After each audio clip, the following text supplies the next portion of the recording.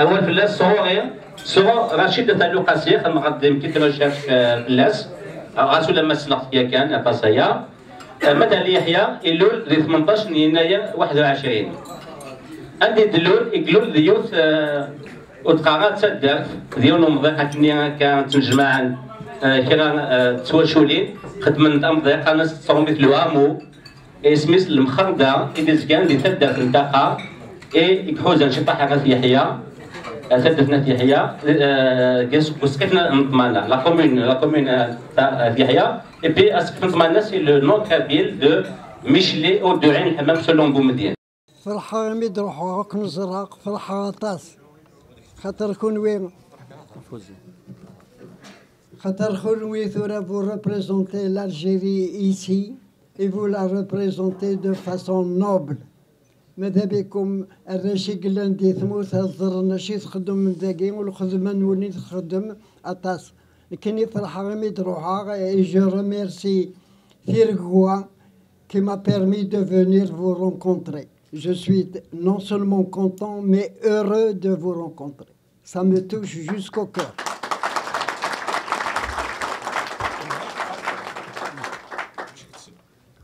Avec l'autorisation du président, je vais vous demander d'observer une minute de silence à tous les combattants de la Mazérité qui ont perdu leur liberté et leur vie pour que vous puissiez aujourd'hui prendre la relève. Une minute de silence.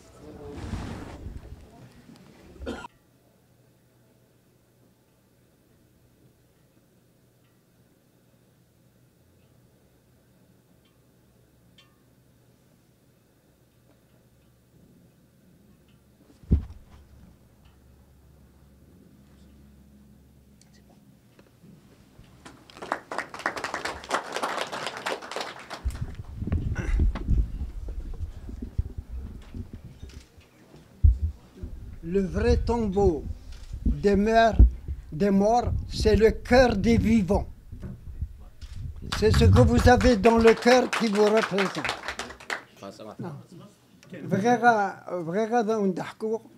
Ce qui s'est passé dans la crise berbère. Parce que cette crise berbère, pour bien l'expliquer, il faut la mener parallèlement avec le PPA-MTLD. C'est au fur et à mesure que le PPA-MTLD s'est incrusté dans le pays, que les militants de la Kabylie, et d'ailleurs, ont posé le problème de la Mazérité, de Tamazirt, et que vous héritez aujourd'hui. Je voudrais vous dire un mot. Goethe a dit, vous héritez de vos ancêtres ce que vous allez faire vous-même, sinon ça ne vous appartient pas. Ce que les ancêtres vont donner sur la Mazérité et Tamazirt, elle ne vous appartient que si vous-même, vous faites l'effort nécessaire pour l'enrichir.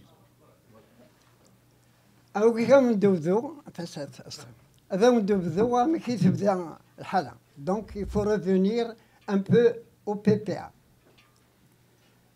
D'abord, il faut vous dire, l'étoile africaine, vous la savez, c'est rapide, ça a été créé en 1926.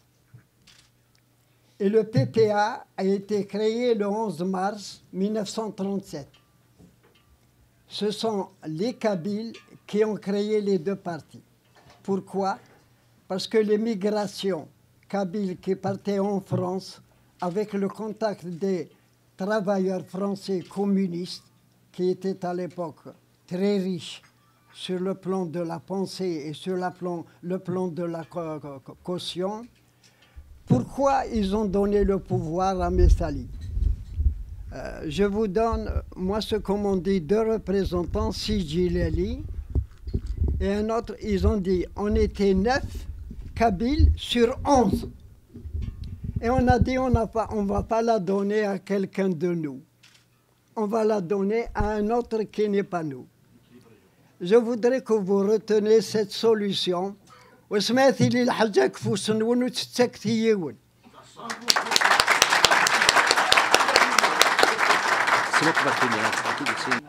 comment, pour aller vite, comment s'est posée la question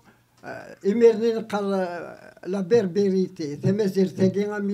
Votre génération, le berbère. Parce que dans tous les livres qui paraissaient, on disait le berbère, la berbérie. La mazérité, vous le savez mieux que moi. Fin 1948, le bureau politique du PPA MTLD, le bureau politique, a fait un mémorandum de 52 pages. Et pour le résumer, une phrase, l'Algérie est une nation arabe et musulmane à partir du 7e siècle, c'est-à-dire le jour de l'occupation. Voilà. Et à ce moment-là, les représentants de la Kabylie, dont Benay Ouali, il a réuni des étudiants au lycée de Benakloun. Il faut vous dire comme ça, en 1944.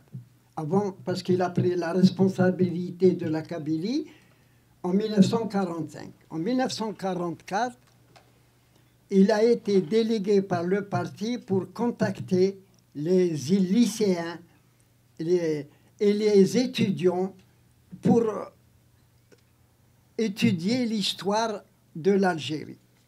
Il a contacté les jeunes du lycée de Benakloun. Ils étaient 9. Je vais vous dire vos noms pour que vous gardiez, certains d'entre eux sont morts. Par ordre alphabétique, il y avait déjà Ali Laimesh, Laïrahmou. C'était un premier. Il y avait Ali Yahya Rachid. Il s'appelle Mohamed Sid, et puis en France, il s'est dit Rachid.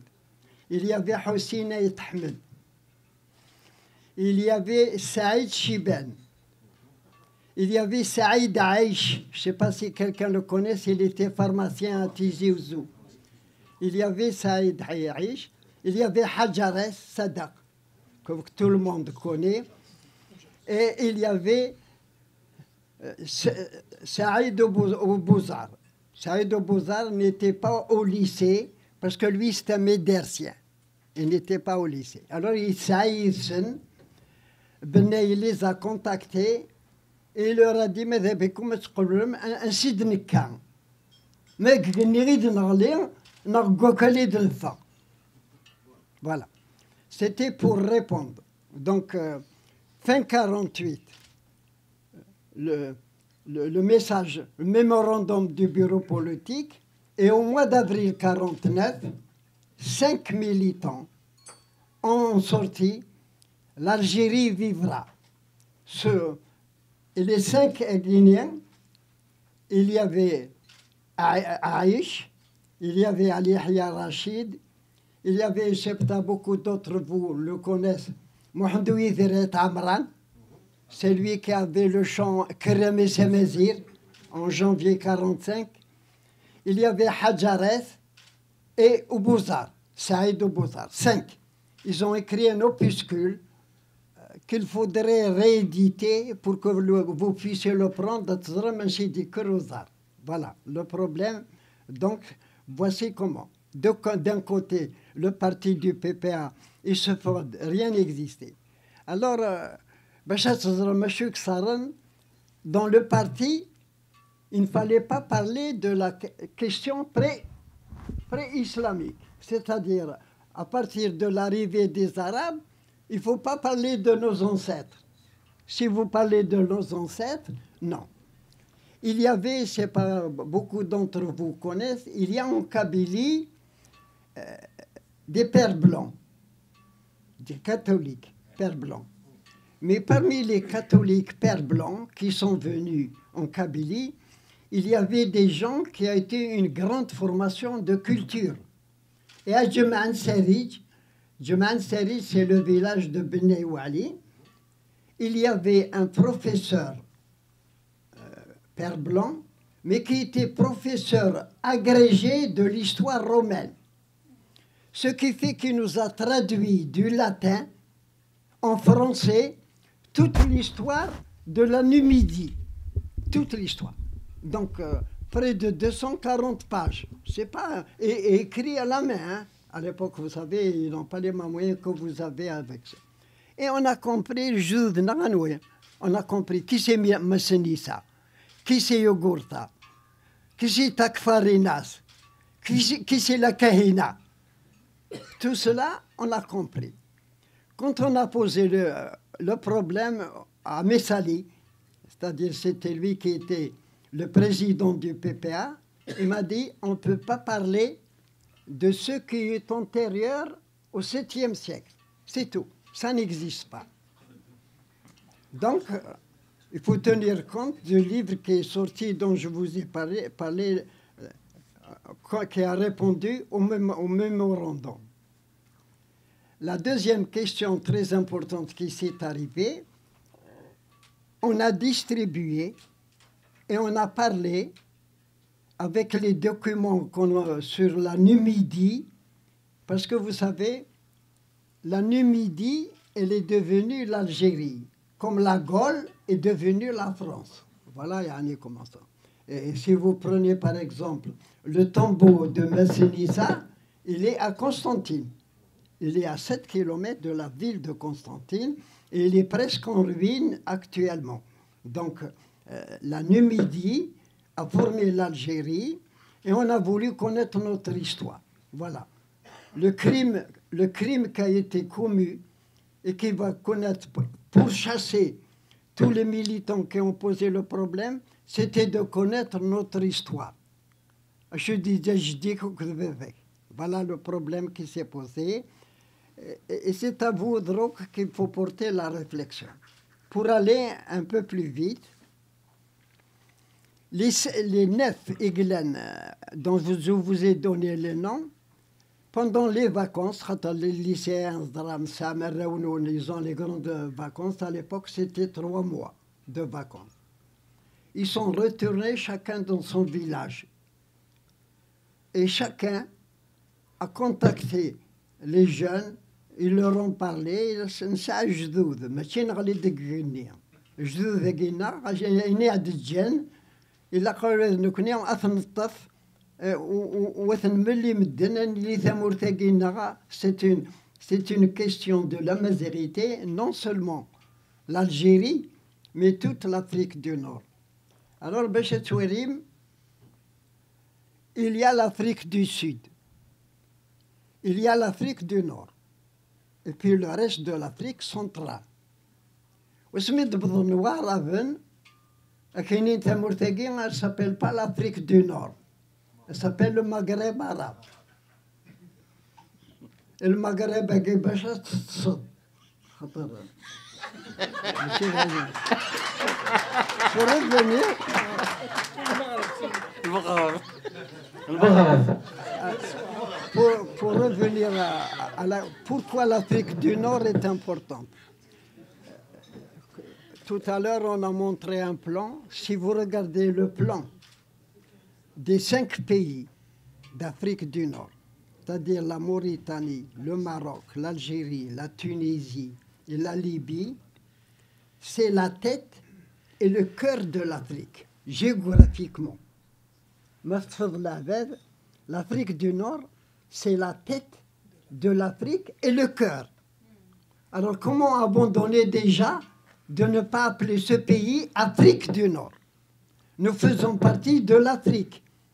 On n'est pas ni du monde arabe, ni du Moyen-Orient, ni de l'Europe, on est des Africains.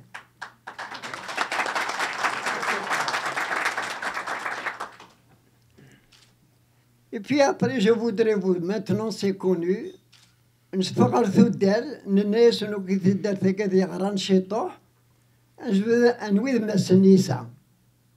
Alors القبائل ظلت سوفون d'après les chants. Surtout Yugurta, non seulement il y a l'histoire, mais il y a la légende. Et la légende est plus importante que l'histoire. Mais, Ashudjan, Yugurta Ashudjan, parce que vous savez, la Numidie, géographiquement, elle a attiré beaucoup d'invasions. C'est la situation géographique depuis les Phéniciens, les Carthaginois, tout ça. Ils sont venus ici soit pour occuper des comptoirs, soit pour occuper les territoires comme le fait les Romains et après les Français et tous les autres. C'était Yugurta Chudidjedewel. Quand le pays est colonisé, sa libération ne peut venir que par les armes. Ce n'est pas la politique qui peut libérer un pays colonisé. Et la résistance pendant 2 siècles de Massinissa et puis ses enfants, parce que Massinissa, il a laissé 3 enfants. Et ces 3 enfants sont devenus rois tous les 3. Et Yugurta, c'est le petit-fils de Massinissa. Voilà comment Yanni se prononce. Mais Takfarinas, il ne fait pas partie de la dynastie Massin. Ça, c'est juste au 1er siècle avant. Pourquoi Takfarinas s'est dirigé? Vous savez, c'était l'époque où en France, Vercingétorix, vous savez, il s'est incliné devant Jules César. Il s'est mis à genoux. Takfarinas, il s'est suicidé pour ne pas se mettre à genoux devant César. Voilà. C'était le plus grand. Voilà le problème de la légende que les siècles nous ont rentré. Maintenant, revenons aux choses. Alors, il faut vous dire, par exemple, la Kahina. Alors, ceux qui ont occupé l'Algérie, au nom de l'islam et de l'arabisme, la Kahina, c'est une juive. Lorsqu'on reprend l'histoire de la Numidie, on a été d'abord juif par les Phéniciens et les Carthaginois. Ensuite, on a été chrétien par l'occupation des Romains. Et on a été musulman après l'occupation des Arabes. Donc, on ne va pas dire à quelqu'un, tu es juif et que tu n'es pas algérien. Ça a été une époque de l'invasion d'une situation qui est sans arrêter. Donc, le problème de la Kahina, quand les gens des Aurès ont voulu se dresser pour faire quelque chose des autres, on a dit, à jamais, elle a combattu les musulmans et les Arabes. Elle a combattu pour sa patrie, pour son pays. C'est ça, bon, c'est ça le problème. Et je voudrais vous dire un mot pour la Kahina. Parce que à l'époque de la Kahina, pour vous donner une image politique, c'était le plus grand homme politique de sa période. Elle a lutté contre les Arabes pendant 20 ans. Elle a lutté sur tous les fronts et elle est morte debout. Voilà pour situer pour les anciens, parce que nous, toute cette génération, on a tenu, on a dit, nous sommes, nos représentants, nos grands-pères, ce sont ceux de Numidie. C'est Massinissa, c'est Yugurta, surtout Yugurta. Et qui c'est qui a enrichi, vous-même vous connaissez, et il est devenu célèbre par la chanson de Idir. Donc ça a donné à tous les jeunes Algériens que ce sont nos représentants. Maintenant, revenons au PPA. Le PPA, vous savez, il a été dissous en 1939, juste avant la Deuxième Guerre mondiale. Et qui c'est qui a dirigé le parti clandestin? C'est Lamine de Barine, le docteur, beaucoup d'entre vous le connaissent, il est mort à peu près il y a 7 ou 8 ans. Et comme de Barine ne pouvait pas vivre à Alger, D'abord parce qu'il y avait la guerre, le pétainisme qui était à l'époque. Il a vécu en Kabylie avec Ali Benaï, ce qui fait qu'il a appris même le kabyle, parce qu'il a vécu beaucoup plus en Kabylie qu'à Alger.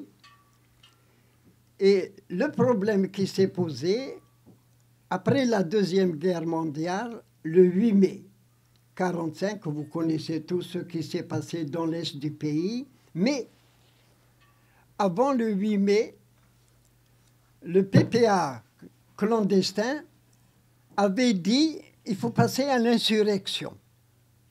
Et ils ont donné l'ordre qui a été pas exécuté en Kabylie parce qu'il y a eu le contre-ordre, mais il y a des gens qui ont pris le maquis. Donc, en Kabylie, il y a des gens qui ont pris le maquis depuis mai 1945. Parce qu'ils ne sont pas revenus chez eux, ils avaient peur que l'administration les arrête. Bon. Messali, depuis 1939, il a été condamné d'abord à 3 ans de prison avec la Houssine, qui était secrétaire général du parti. Il est parti en France et puis il est parti en résidence surveillée au Congo. Il revient en 1946. Au mois d'octobre 1946. Pourquoi au mois d'octobre? Mais il passe à Paris, où il y avait le secrétaire général de la Ligue arabe, qui s'appelait, Azam Pacha. Et il y avait Aslan Chabib, qui était un Syrien intéressé. Ils lui ont dit, il faut participer aux élections à l'Assemblée nationale française. Et les Français, en octobre 1945, ils ont fait une amnistie. Et en novembre 1946, il y a eu des élections à l'Assemblée nationale française. Donc, quand Messali est arrivé, avec l'appui de Azam Pacha et de Arslan, il a dit il faut participer aux élections. Quel était le problème? Vous avez un parti, le PPA, qui est créé le 11 mars 1937, qui veut la libération par les armes du colonialisme et qui va être député dans l'Assemblée nationale du pays ennemi. Comment quelqu'un de vous va réagir d'aller envoyer ses enfants comme députés? La Kabylie n'a pas accepté ça. Il y a eu 5 députés qui sont élus, et c'est le docteur Lamine qui a mené la délégation avec 4 autres membres. Il y a eu 5 membres du PPA-MTLD. Il y en a eu 4 de Frahat Abbas, qui était l'Union démocratique du manifeste algérien. En 1946, il y a eu la première réunion à Bouzaréa, parce que quand Messali est rentré pour participer aux élections, il avait une villa à Alger, à Bouzaréa. Donc, il a réuni dans son villa Benaï Ali avec Amrat Hamouda et Ahmed Houssine, et ils lui ont dit « Expliquez-nous, comment vous avez donné un ordre et un contre-ordre, et comment vous avez dit on va participer à des élections avec un ennemi qui nous a occupés pendant 132 ans, et on peut libérer que par les armes. » Bon, ils ont retenu à la réunion de Bouzaréa la date du premier congrès du PPA à l'époque, clandestin. Donc le premier congrès s'est tenu à Bellecour le 15 et le 16 février 1947.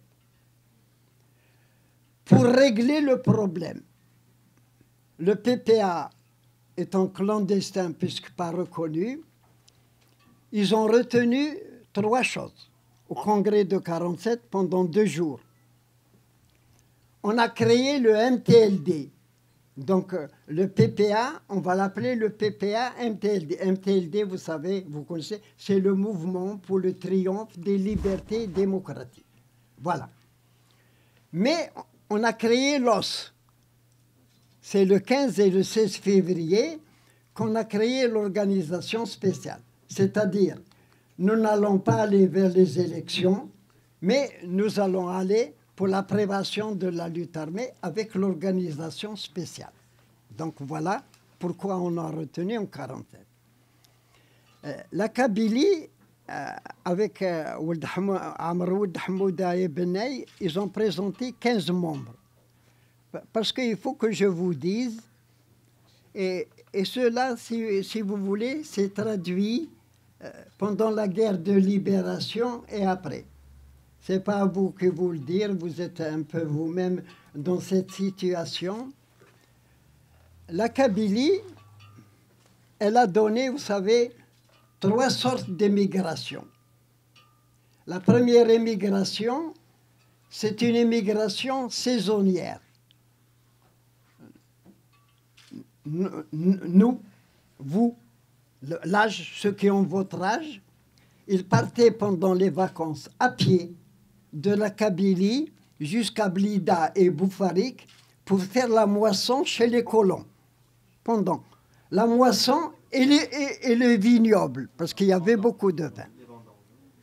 Ils travaillaient donc pendant 45 jours, 14 heures par jour. Ils ne pouvaient rien manger.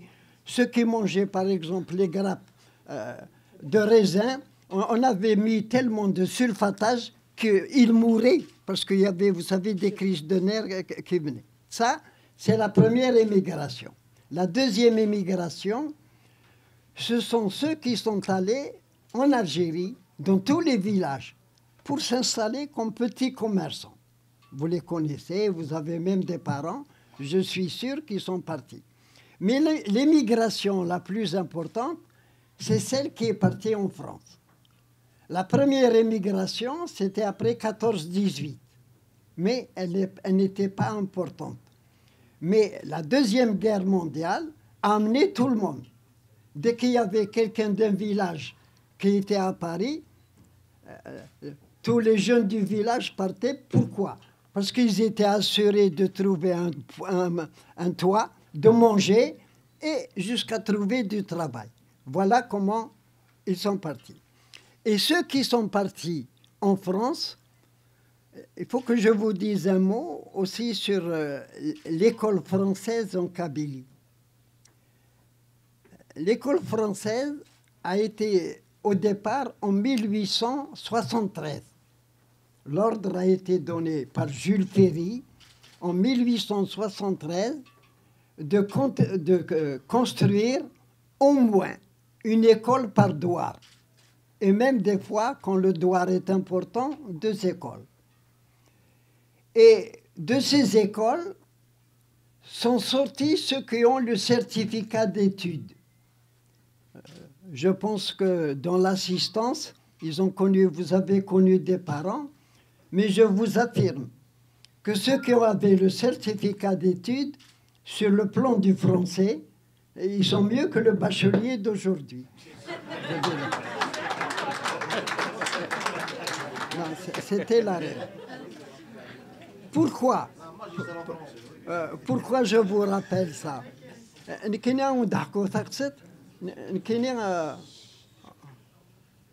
En 1931, je suis né en 21, j'avais 10 ans.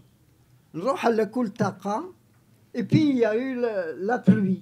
On était à 10h moins quart pour un quart d'heure en récréation, voilà. Et puis il y a eu un orage et puis l'arc-en-ciel. Et nous mirni ذي المزيان ذي الريش أشو نقار الزغزاونا غازقوا غير روميون. C'est comme ça, on avait appris dans le village. On était 3 classes, on était 136. Alors on avait un instituteur, j'ai vu des gens de mon village, c'était un Corse, Paolo Antonaxi. Et moi j'avais 10 ans. J'étais au cours moyen. Qu'est-ce que vous chantez là? On chante le vert c'est pour les musulmans et le rouge c'est pour les chrétiens. Qu'est-ce que ça veut dire?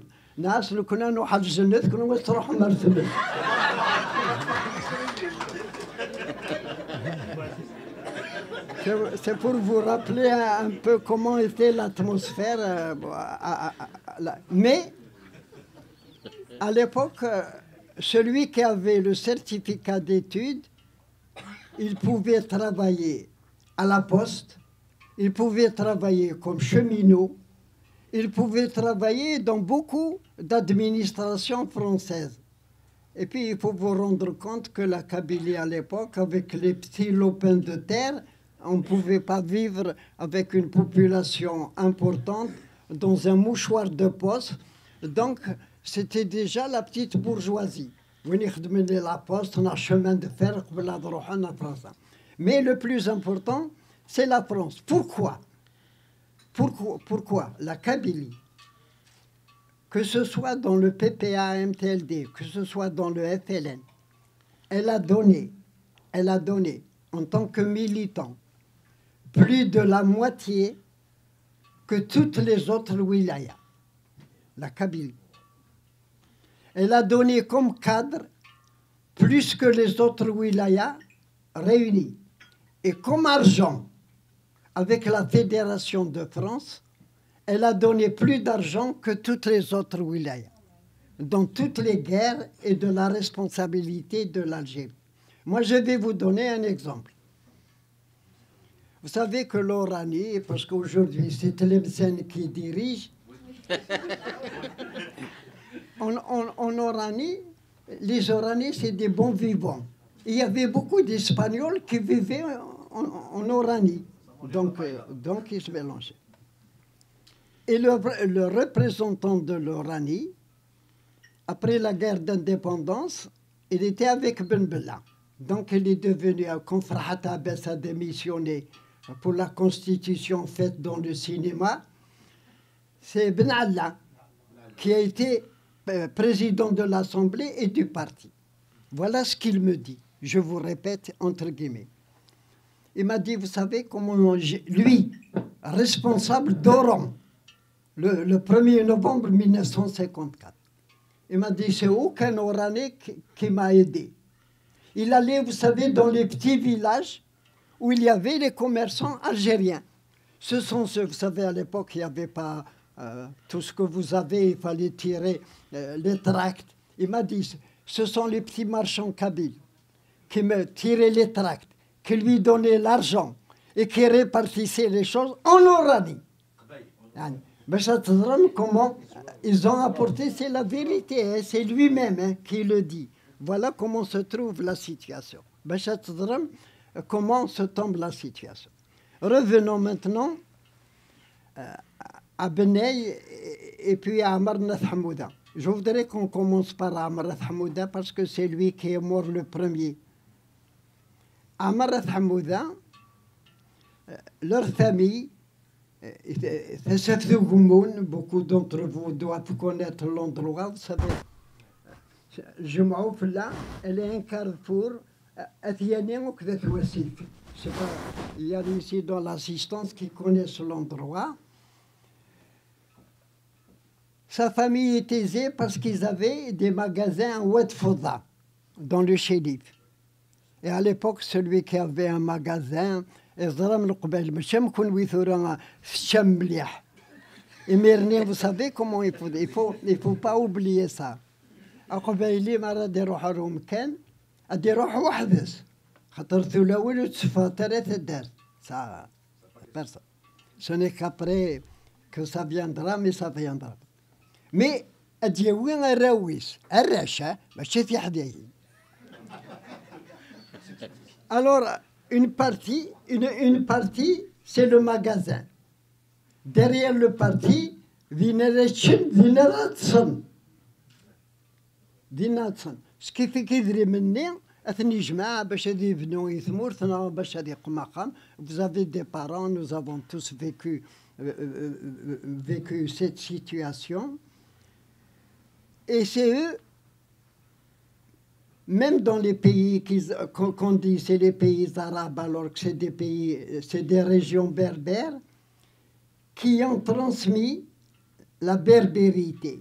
Imirni Thamour, c'est la berbérité. Et Amarat Hamouda, il est né en 23.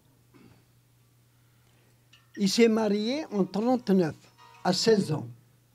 Il faut, je parle surtout à ceux qui ont le cheveu blanc, un peu comme moi. Imirni, mais il est en Ramzan, il est d'Erth, il a qu'à des jouets. Et même en 1930, vous savez que Aham al-Qbaïl, vous le connaissez, c'est pas vous. Aham al-Qbaïl, c'est comme les maisons en retraite. Et là où Kham, il y a une petite charpente au-dessus de l'étable. On va le laisser comme chambre à coucher pour le premier garçon qui est marié. Voilà comment ça se passe. Mais il est issu d'elle. Ils ne peuvent pas vivre dans la maison où il y a une famille nombreuse. Donc tous les jeunes, ils partent là-bas. Je vous donne cet exemple. Amrat Hamouda, né en 23, en 40, il a eu un garçon, Ismi Ali. En 43, il a eu une fille, Ismi Tessadif. Il y a eu un troisième garçon et le quatrième, Migmouth, après sa mort, c'est-à-dire après avril 56. C'est pour vous dire la condition de la Kabylie. Mais sa famille, elle était unie. Amis, il était l'amine, vous savez comment ça se passe, comment ils sont faits, il était l'amine, mais ils étaient riches. Bnei, non, Bnei el-Jum'an Sarij, cette différence, vous savez, Bnei, c'est un marabout. Il faut que je vous dise comment il y a eu le problème. Osmin Jman, le premier congrès en 1947, le premier congrès dont je vous ai parlé, le février, à Bellecour. Le PPA, c'est-à-dire Messali et Lahoul Hussein, pensaient que les marabouts étaient d'origine arabe.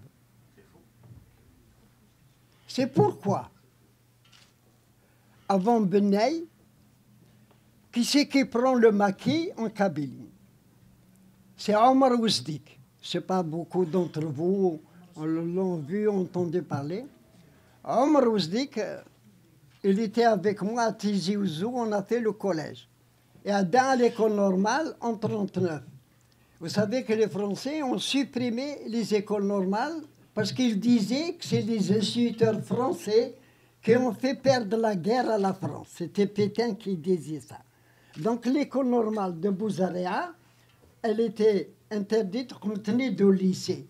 Celui qui a pris le premier, le maquis en Kabylie, c'est Omar Ouzdik, en 41 avec le docteur Lamid. Et comment Omar Ouzdik, il n'a pas pu grimper, pas ce qu'il méritait. Parce que Messali, Osmi Dioussa en 46, il était contre la mine de Bahreïn. Parce que la Kabylie voulait que ce soit la mine de Bahreïn qui prenne la direction du parti. Messali, c'est un ouvrier, il n'est pas content. Alors, regardez la personnalité de Messali. À Tlemcen, il est élevé dans une zaouia. Il va à Paris, il adhère au Parti communiste.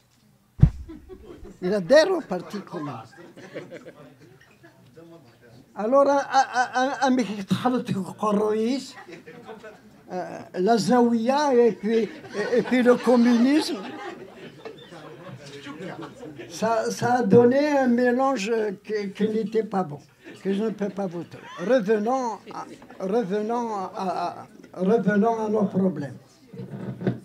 En 48, décembre 48, quand le PPA avait signé le mémorandum, il y a eu une réunion à Zidane du comité central élargi, c'est-à-dire les membres du comité central, les membres du bureau politique et la direction de Messali. Ils se sont retrouvés. 49. 48, mois de décembre. Et la Houel, c'est là qu'il s'est attaqué à Benay et à Amar Hamouda.